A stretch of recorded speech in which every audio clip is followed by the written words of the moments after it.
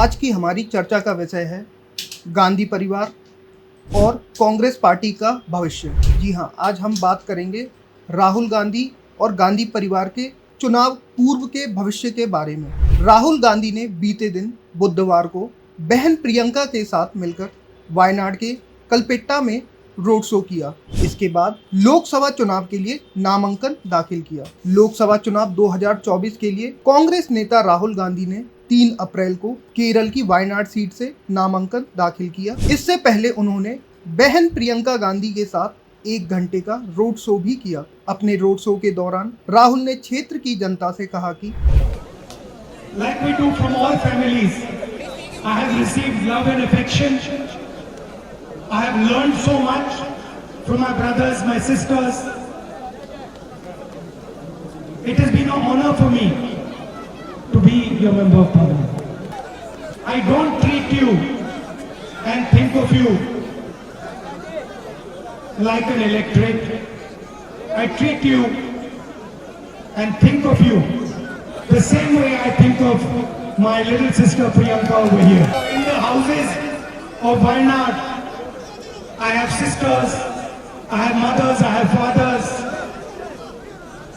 I have brothers, and I thank you from the bottom of my heart for that. पिछले लोकसभा चुनाव में राहुल को मिले थे 6 लाख से ज्यादा वोट। आपको बता दें, साल 2019 में वायनाड में कुल 13,59,669 मतदाता थे। राहुल को 7,06,367 वोट हासिल हुए थे। राहुल ने इस चुनाव में करीब 4 लाख वोटों से जीत दर्ज की थी। इस चुनाव में राहुल को लोकसभा सीट में मौजूदा मतदाताओं का बहुत बड़ा समर्थन प्राप्त हुआ था, जबकि इस सीट पर डाले गए वोटों में से करीब 65% राहुल गांधी को दिए गए थे।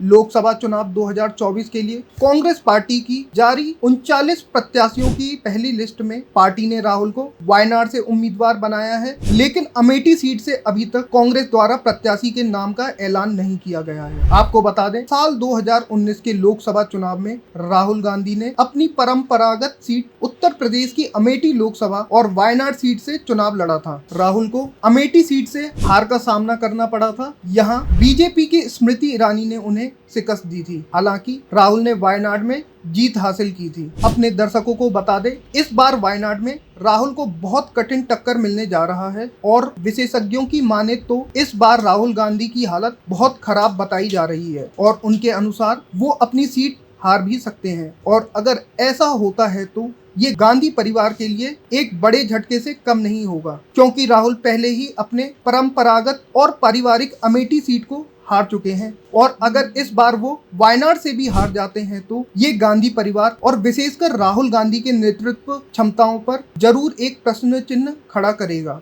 पार्टी उनके नेतृत्व में 2014 और 2019 का लोकसभा चुनाव पहले ही हार चुकी है और अगर इस बार पार्टी 2024 के आम चुनाव हार जाती है और किसी वजह से राहुल भी अपनी वायनाड सीट हार जाते हैं तो निश्चित तौर पर ही ये गांधी परिवार और राहुल गांधी के लिए किसी झटके से कम नहीं होगा। गांधी परिवार के लिए 2024 चुनाव उनके अस्तित्व का चुनाव माना जा रहा है, क्योंकि कई राजनीतिक विश्लेषज्ञों की माने तो अगर पार्टी आगामी 2024 चुनाव में सरकार बनाने में असफल रहती है तो 100 सीटों का आंकड़ा पार नहीं कर पाती है तो कांग्रेस पार्टी में भारी टूट होगी और पार्टी में जो अभी अंदर के दबे स्वर में गांधी परिवार के खिलाफ नेतृत्व बदलने की आवाज उठ रही है वह और भी मुखर हो जाएगी।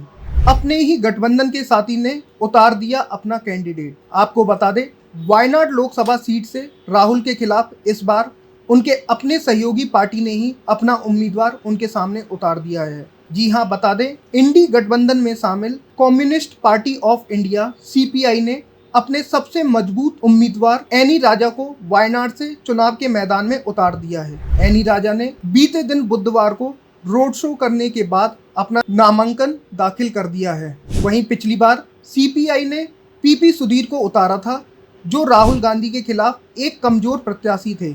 एनी राजा डी राजा की पत्नी है। बता दें, डी राजा कम्युनिस्ट पार्टी के वरिष्ठ नेता हैं और कई बार पार्टी के राज्यसभा सांसद भी रह चुके हैं। एनी पार्टी की सीनियर लीडर हैं और पार्टी में कई बड़े पदों पर भी रह चुकी हैं। एनी पहली बार पार्टी की टिकट पर लोकसभा का चुनाव लड़ रही हैं और उनके समर्थन में वायनाड में जबरदस्त माहौल भी बनता नजर आ रहा है। इस सीट से भाजपा ने केरल के प्रदेश अध्यक्ष के सुरेंद्रन को मैदान में उतारा है। बीजेपी ने पहले वायनाड से किसी और प्रत्याशी को उतारने का फैसला किया था, पर अंतिम मौके पर केंद्रीय नेतृत्व ने यहां से अपने सबसे स्ट्रांग कैंडिडेट को उतारने का फैसला किया और इसी के तहत पार्टी ने के सुरेंद्रन को यहां से मैदान में उतारा है। के सुरेंद्रन ने अपना नामांकन 3 अप्रैल को एक रोड शो के बाद भरा। रोड शो के दौरान केंद्रीय मंत्री और अमेठी से सांसद स्मृति ईरानी उनके साथ मौजूद थी। स्मृति ईरानी के रोड शो में मौजूद होने का मतलब साफ है कि भारतीय जनता पार्टी राहुल गांधी को किसी भी तरह से बख्शना नहीं चाहती और वायनाड के लोगों को ये संदेश देना चाहती है कि राहुल गांधी अपनी पारिवारिक सीट अमेठी को हारकर यहाँ भाग के आए हैं और इस बार उन्हें यहाँ से भी भागना पड़ेगा। बता दें, राहुल की मां यानी सोनिया गांधी ने भी इस बार अपनी परंपरागत सीट रायबरेली से लोकसभा चुनाव न लड़ने का फैसला किया है और हाल ही में सोनिया गांधी राजस्थान से पहली बार राज्यसभा पहुंची हैं। सोनिया गांधी ने मल्लिकार्जुन खड़गे और प्रियंका वाड्रा की मौजूदगी में अपनी सदस्यता की शपथ ली। वहीं इसी बीच दिल्ली में कांग्रेस ने पार्टी की 5 न्याय 25 गारंटी को देश के लोगों तक पहुंचाने के लिए घर घर गारंटी कैंपेन शुरू किया है। कांग्रेस के राष्ट्रीय अध्यक्ष मल्लिकार्जुन खड़गे ने इसकी शुरुआत दिल्ली से की है। पार्टी की प्लानिंग है कि कम से कम 8 करोड़ घरों में कांग्रेस के गारंटी कार्ड को पहुंचाया जाए। ये था मेरा आज का विश्लेषण राहुल गांधी, गांधी परिवार और कांग्रेस पार्टी के राजनीतिक भविष्य को लेकर। इसी विषय में आपकी क्या राय है हमें कमेंट के माध्यम से लिखकर जरूर बताएं और भविष्य में भी ऐसी दिलचस्प खबरें देखने के लिए बने रहें जीपीएन न्यूज के साथ। आपसे अनुरोध है कि इस वीडियो को लाइक करें और साथ ही हमारे चैनल को सब्सक्राइब करना ना भूलें। हमारे आज के शो को देखने के लिए आपका बहुत बहुत धन्यवाद।